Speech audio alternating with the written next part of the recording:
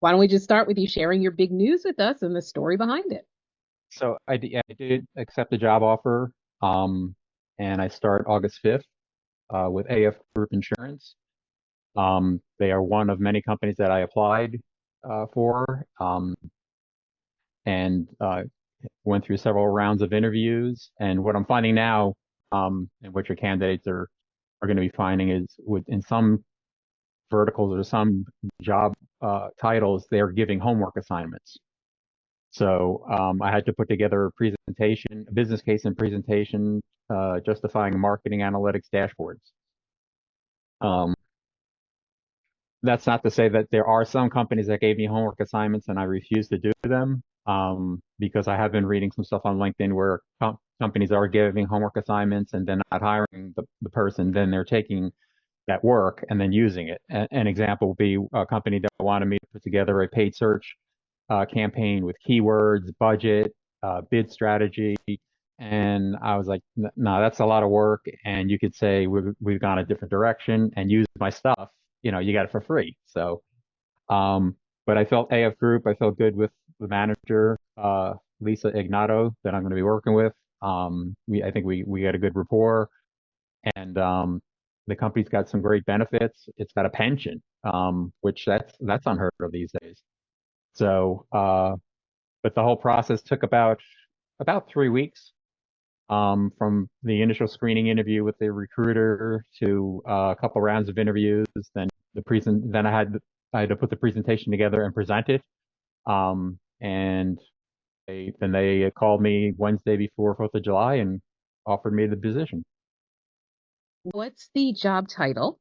And then tell me about the beginning of the process as far as did you find them? Did they find you? And what happened there? Okay, I'm going to be a marketing analytics insight analyst. And I believe I applied on LinkedIn, and they looked at my application, and then the recruiter reached out to me, and then that started the ball rolling. So when you applied, what was the time frame? Can you talk about like whenever you applied and then like whatever happened next? Um, Truthfully, I have to look at my spreadsheet and know when I actually applied, because I was applying for a lot of different positions, or a lot of positions that are out there. Just another kind of an aside, I'm finding that I did receive a lot of replies that I wasn't a match. That's fine. I'm glad at least I heard. Uh, I was a little disturbed that there were a number of them where they froze the positions, where they said, the position's on hold. That happened more often than not than I, was comfortable with. And then there were some that are still have job openings. I see them on LinkedIn, and from what I'm understanding, that they may not be have an actual job opening, but they're collecting resumes in case they ever do have one, and also see what's out there, what's in the field. Um, but AF Group didn't do that. They contacted me, and went through the a screening with the recruiter, um, and then went through a couple rounds with the hiring manager, and then, like I said, had to put a presentation together and then present that my presentation. So between the recruiter and the other folks who conducted your interviews, did you ask or did anybody say, what it was about you that stood out or captured their attention in the first place? Um, they didn't say, but I kept emphasizing my experience. The situation that AF Group Insurance is similar to an experience I had with Zurich Insurance, where they're trying to use data to make business decisions, and not gut feeling and not intuition. It's like, here's the data, this is what we're saying, and this is what we should be doing or should not be doing. Um, and I think that gave some confidence. Um, I was very comfortable and confident when I gave my presentation. Um, and I kept going back to my experience, that were similar to what they were looking for. Where the current, because I kind of interviewed them as much, is like, what's the environment am I walking into? What is the data environment? What tools are in place? Um, and it sounded like, an environment that needs some help, that I think I'd be a good fit for. And so I don't expect to have any surprises when I start. So the Lisa was, she was pretty upfront on what the environment was like, and what tools were in place, and how much senior management is embracing this, to make data decisions. Um, because a lot of people say that, but then when I've gone into that environment, it's like, no, I don't like the information you're giving me. Can you give me something else? So they want you to doctor the report so everything looks good. Um, so that was it. I think I went over with my experience, and uh,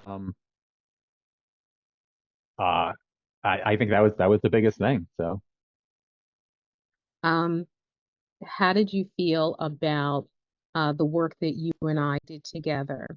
The process. Did anything in particular stand out to you, or was it different in any way from, the way you've job searched before? What are your thoughts on the work that you and I did? I like that for my resume and for my LinkedIn profile, you kind of interviewed me and asked a lot of questions, where I've worked with people that have, um, redone my LinkedIn profile and a resume. They basically took what was there and made it, up to date to what's your play now, and without any real like consultation with me, like, so what did you do here, and how did it turn out? And so I like that you asked questions, and so the resume was based off of kind of the interview process of the Q&A that we had, over my skills, over what the job was, each job that I've had in my career. Um, and I guess as I say, I do get a decent amount of views on my profile. Um, I have had a number of people contacting me from my profile, without me solicitating anything. So I think that, it was, I had a friend that I recommended to you. I got, proof is that, I got a job out of it. I got an offer.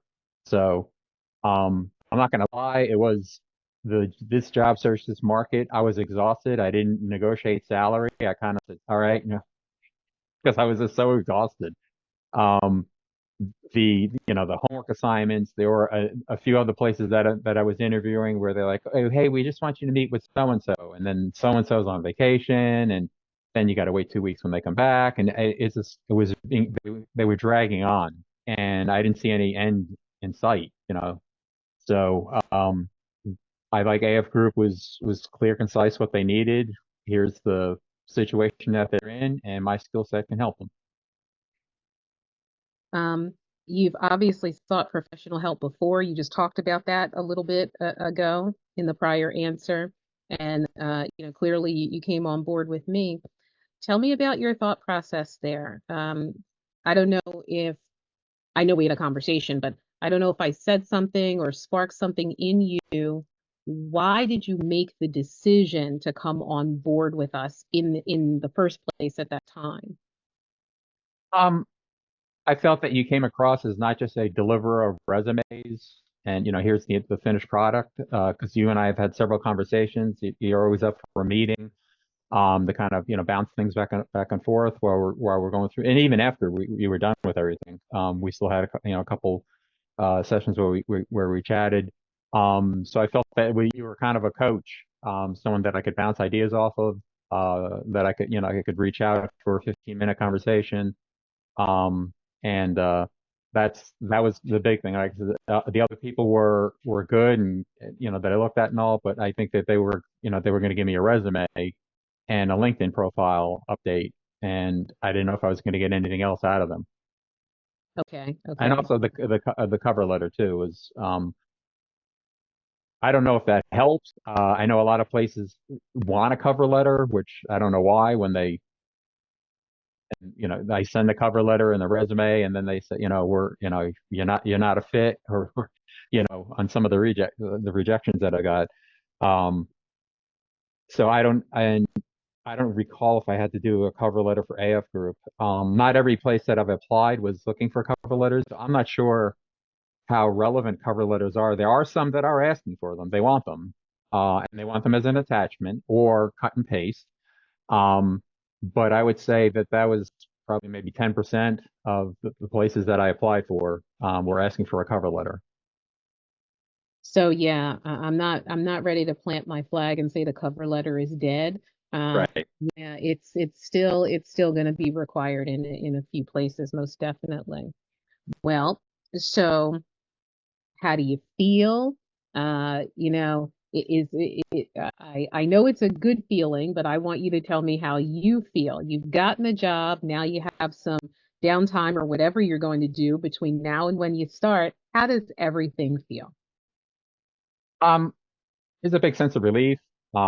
I just checked. I think my background check went well. I had to provide some additional information confirming a job title, and I happen to have a copy of the offer letter. I think that should, solidify that requirement. Um, it just feels, I've shared with you that I'm being treated for cancer. Um, so I've been doing radiation treatment, and so I'll be able to start when at the point when my radiation treatment is nearing the end, the last week and a half or so.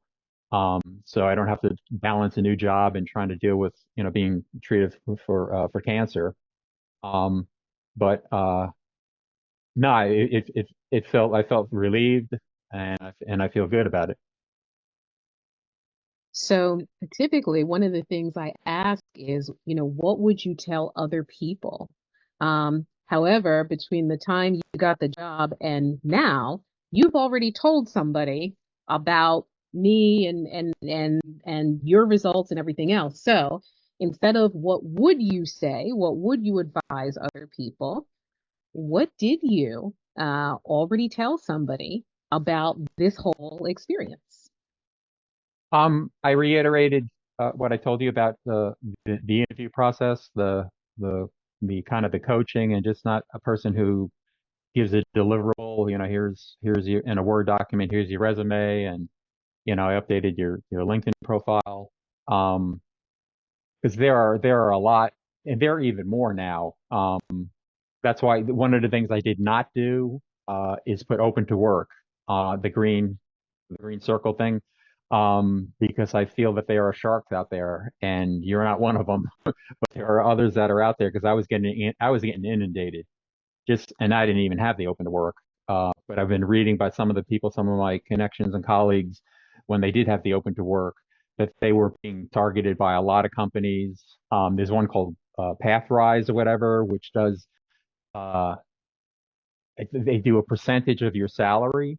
Um, and I looked up their reviews, and they weren't so great. So, and you're committed to, they're going to do these things to you, but it's like 5% or 10% of your base salary. So very expensive. There are others that are out there that were, so price was one point. There are others that were very expensive. There was one that, to start off was $10,000, and when they said 10,000, I'm like, US dollars? Like, wow, holy cow. That's like, and are you going to guarantee, executive position with $250,000 base salary and a bonus? And they can't do that. But 10,000. So, and everyone seems to be offering the same things, that they could give you access to, help you with, find recruiters and all that. Um, so, and I like that you were able to work with my budget um, at the time, and that you're able to do that with with people that you have your prices, but I think you have a good heart that what can you afford, and here's what I can do for that. Thank you. Those are fundamentally all my questions, except is there any other thought that you have that you want to leave us with? Um, you have to be persistent. Yeah, you have to take breaks, but apply for jobs. Um, if you're not hearing back, I would have them ask to reach out to you and say maybe something I need to tweak, or what am I not doing right, or um I would reach out to your connections on LinkedIn that are in the same field for you to see, because I'm seeing some people that are a year and a half that they've been looking for a job, and that's a little scary. I don't know what uh, fields they're in, but just overall when you see that's scary. So, but be persistent, have faith, and